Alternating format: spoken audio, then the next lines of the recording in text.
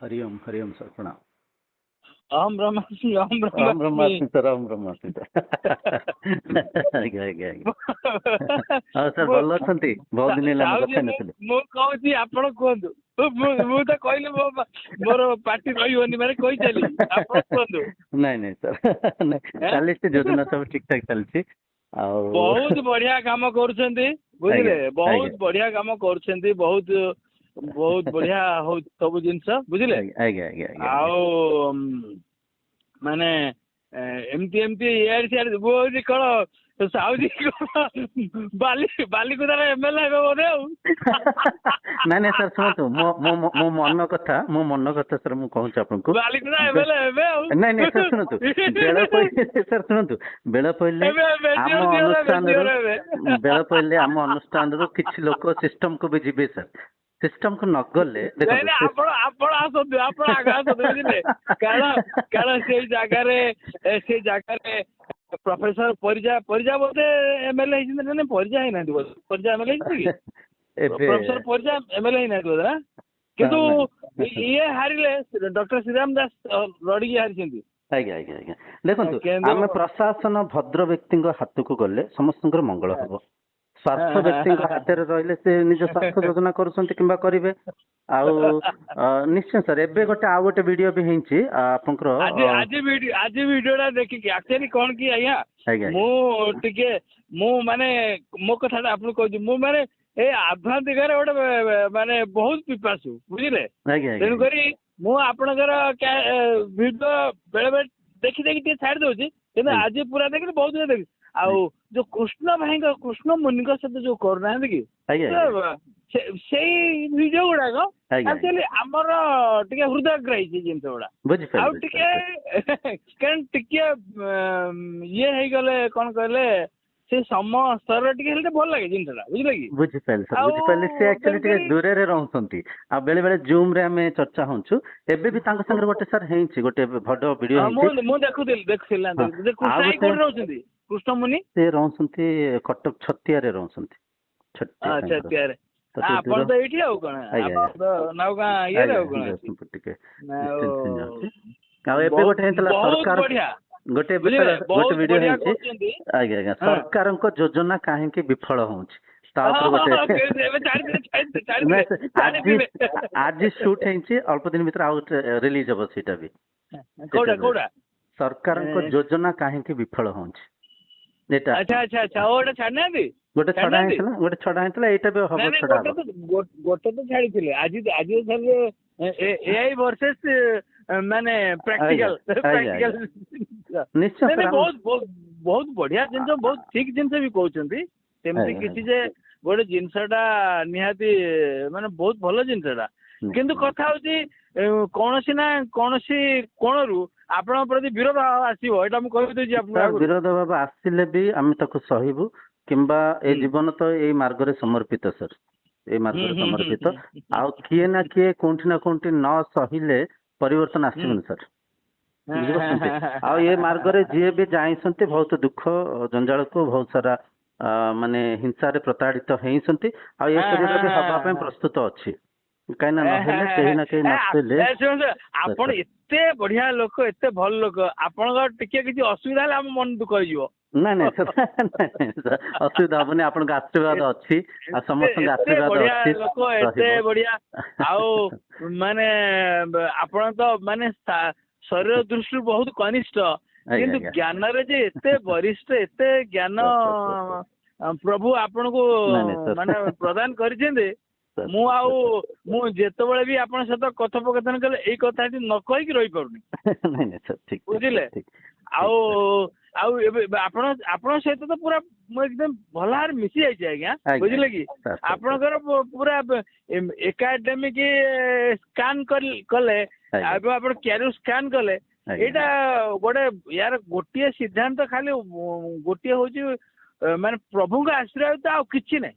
ଆପଣ ଯୋଉ ଜିନିଷଟା କହୁଛନ୍ତି, ଯୋଉ ଜିନିଷ ଛାଡୁଛନ୍ତି, ଏଇଟା ଗୋଟେ ନିହାତି ଗୋଟେ ବହୁତ ବଡ ପ୍ରତିଭାର ଅଧିକାରୀ ଲୋକ କହିଲା ଭଳିଆ ଜିନିଷ ଗୁଡା ଆପଣ କହୁଛନ୍ତି।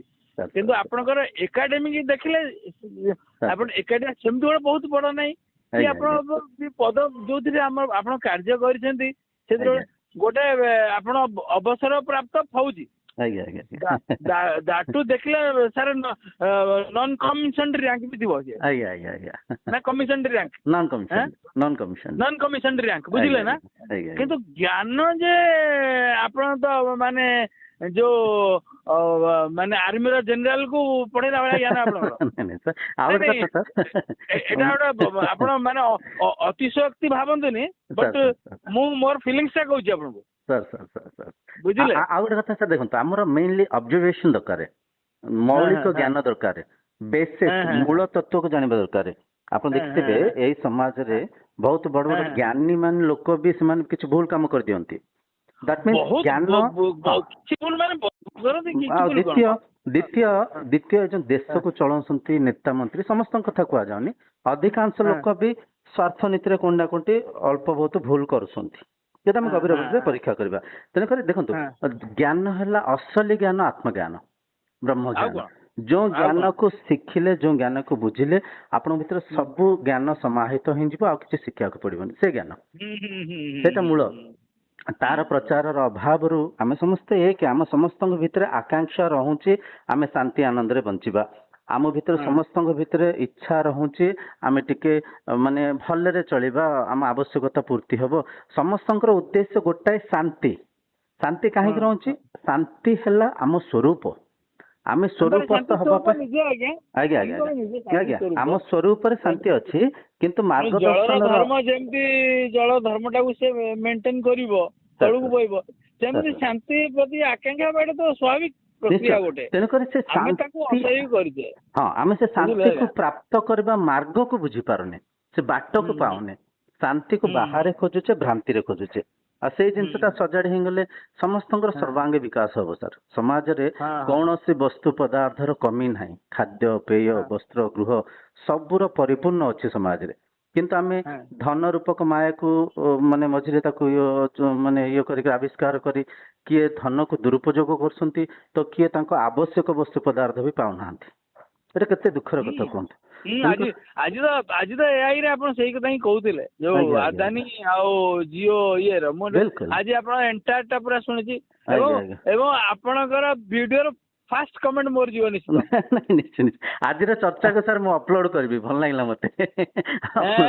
ଆଉ ଆଜିର ଚର୍ଚ୍ଚାକୁ ବି ଅପଲୋଡ କରିବା, ଏଇଟା ବି କିଛି ଲୋକ ଶୁଣନ୍ତୁ। ଆକ୍ଚୁଆଲି କିଛି ଲୋକଙ୍କର ଯାହାର ବିବେକ ଜାଗୃତ ହବ ସେ ସହଯୋଗ ଯିଏ ଦେଖନ୍ତୁ, ଏଥିରେ ଆପଣ ଯୋଉ କହିଲେ ମତେ ବିରୋଧ କରିବେ, ମତେ ସେଇ ଲୋକ ବିରୋଧ କରିବେ ଯେ ଆଧ୍ୟାତ୍ମିକତାକୁ, କାହିଁକି ନା ଧୀରେ ଧୀରେ ଯୋଉ ଦିଗକୁ ଆମର ଆଲୋଚନା ଗୁଡା ଯାଉଛି ବା ବିଶ୍ଳେଷଣ ଗୁଡା ଯାଉଛି ନା, ଏଇଟା କିଛି ଲୋକଙ୍କର ସ୍ୱାର୍ଥର ବିରୋଧୀ ନିଶ୍ଚିତ ହବ। ମୁଁ କାହିଁକି ସେ ବାସ୍ନା ଟା ବାରି ପାରୁଛି ଆଜ୍ଞା।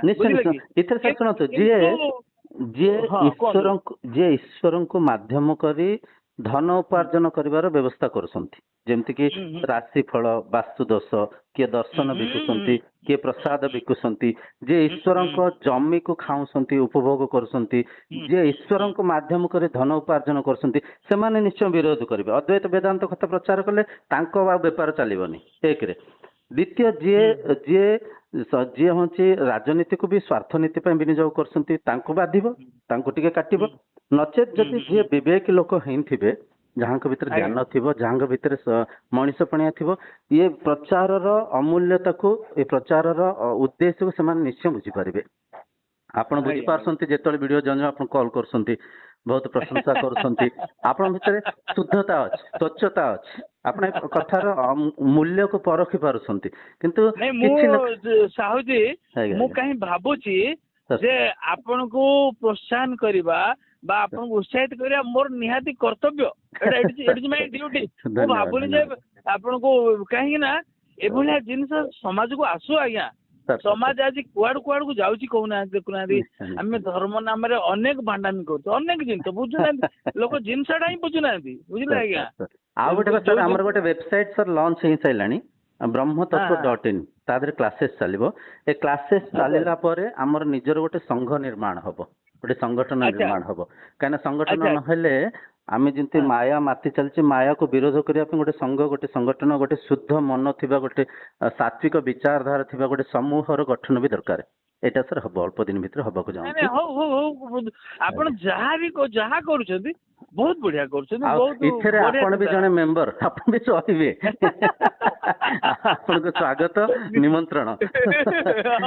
କାହିଁକି ନା ସାର୍ ଦେଖନ୍ତୁ, ନାଇଁ, ବହୁତ ଭଲ, ବହୁତ ଭଲ, ଆଜ୍ଞା, ବହୁତ ଭଲ, ଗୋଟେ ବହୁତ ବଢିଆ, ଗୋଟେ ପରିବର୍ତ୍ତନ ଆଣିବା ପାଇଁ ଆମ ସମସ୍ତଙ୍କୁ କିଛି ଏକଜୁଟ ହବାକୁ ପଡିବ ସାର୍। ଆଖି ଆଗରେ ଆଜ୍ଞା। ବହୁତ ସାରା ଜିନିଷ ଦେଖା ଯାଉଛି, ଆମେ ବିରୋଧ କରିପାରୁନେ। ସରକାର ନିଶା ମୁକ୍ତ ଯୁବର ଯୋଜନା କରୁଛନ୍ତି, ନିଜେ ଲାଇସେନ୍ସ ବ୍ୟାଙ୍କରେ ମଦ ବିକ୍ରି ବି କରୁଛନ୍ତି, ବାଣ୍ଟି ଚାଲିଛନ୍ତି ପୁଣି ତାହେଲେ ଯୋଜନା ମଦ କଣ? ଲାଇସେନ୍ସ, ପୁଣି ତାକୁ ଅବକାରୀ ମନ୍ତ୍ରୀକି ଟାର୍ଗେଟ ଦିଆ ହଉଛି, ଏତିକି ବୁଝିପାରୁଛନ୍ତି? ତମେ ଦବ ଆନୁଆଲି। ତାପରେ ଦ୍ୱିତୀୟ, ବୁଝିଲେ ନା? ଦୋକାନରେ ଦେଖିବେ, ପ୍ରତ୍ୟେକ ଦୋକାନରେ ଏମିତି କି ପୂଜା ସାମଗ୍ରୀ ଦୋକାନରେ ବି ଆପଣ ସିଗାରେଟ ପାଇବେ, ପାନପରା ଗୁଟକା ପାଇବେ।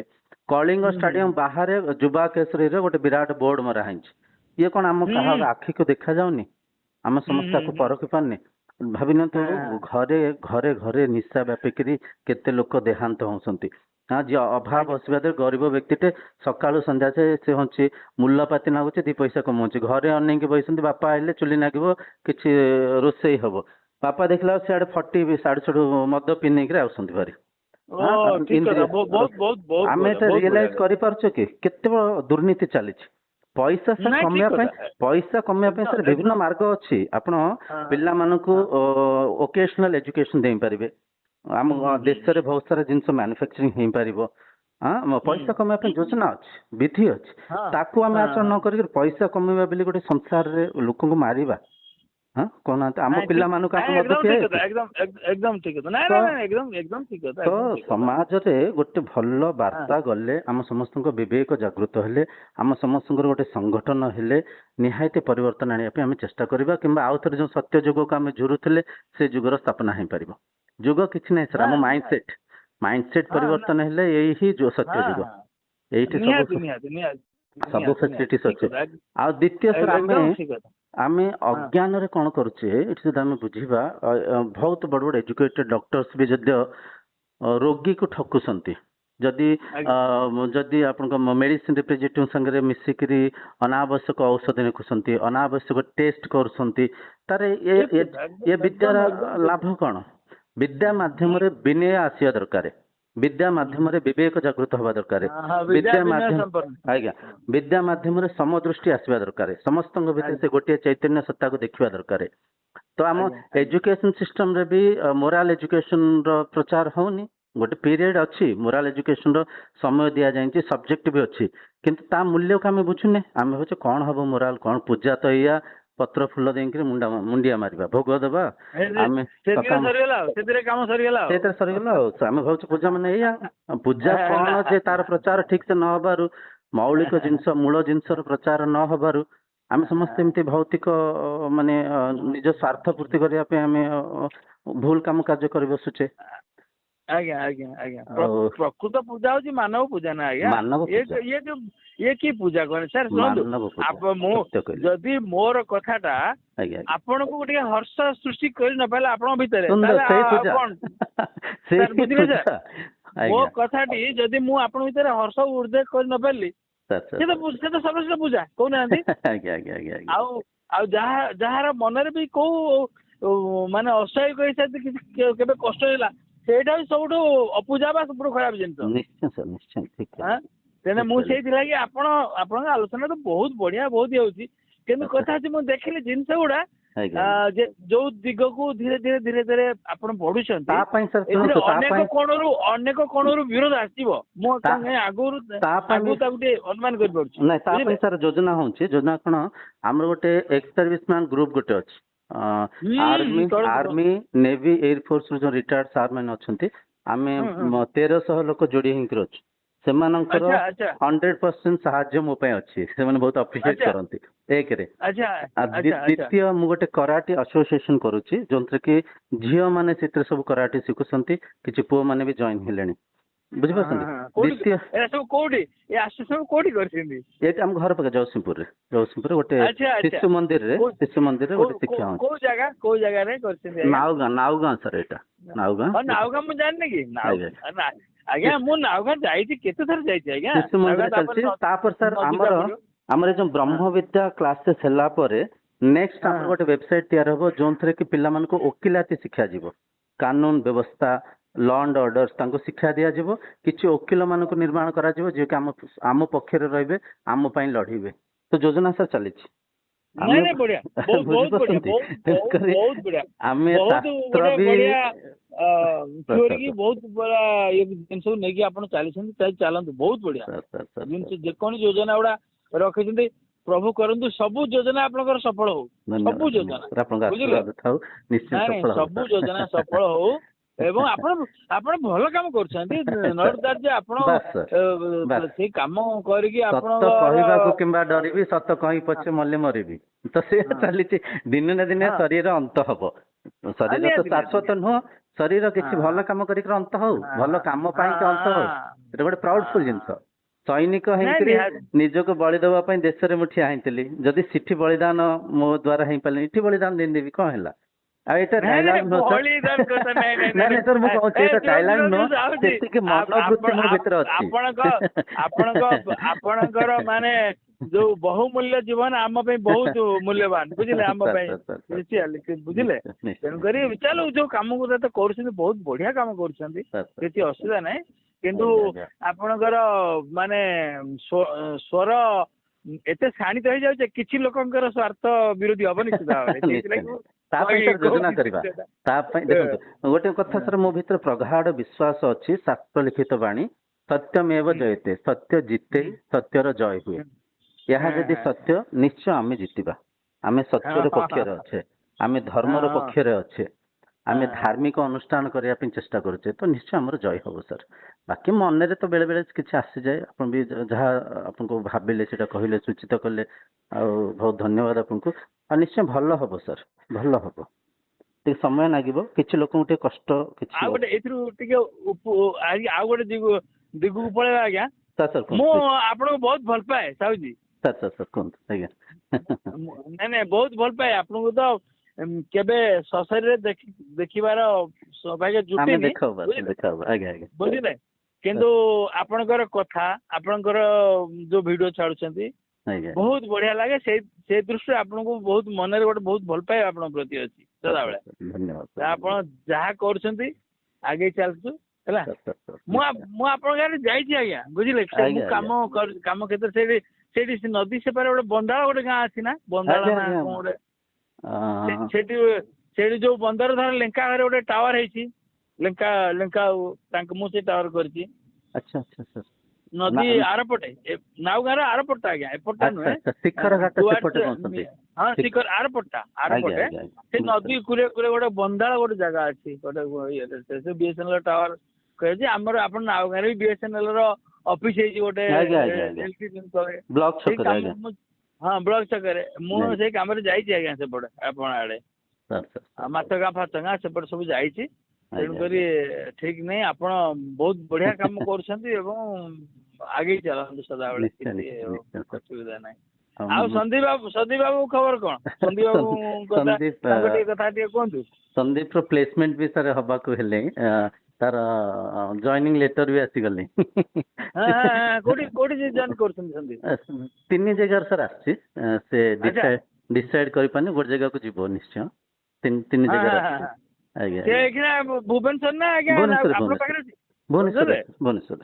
ଆଚ୍ଛା, ହଉ ଭଲ କଥା, ଭଲ ନାଇଁ କଣ କି ଆପଣ ଏପଟୁ ଟିକେ ସୋସିଆଲି ଷ୍ଟାବିଲ ହେଇଗଲେ ଆପଣ ଏପଟେ ଆଉଟ ଲାଗିବ, ମୁଁ ସେଇଥିଲାଗି ପଚାରୁଛି। ସୁନ୍ଦର ଠିକ କହିଲେ। ଆପଣ ଟିକେ ସୋସିଆଲି ଷ୍ଟାବିଲ ହେଇଗଲେ, ସନ୍ଦୀପ ତାର ମାନେ ସେ ଷ୍ଟାବିଲ ହେଇଗଲା, ତା ଝିଅ ବାହାଘର ହେଇଯିବ, ହେଲେ ଆପଣ ଆମ ପାଇଁ ଲାଗିବେ ଆଉ କଣ। ବାସ୍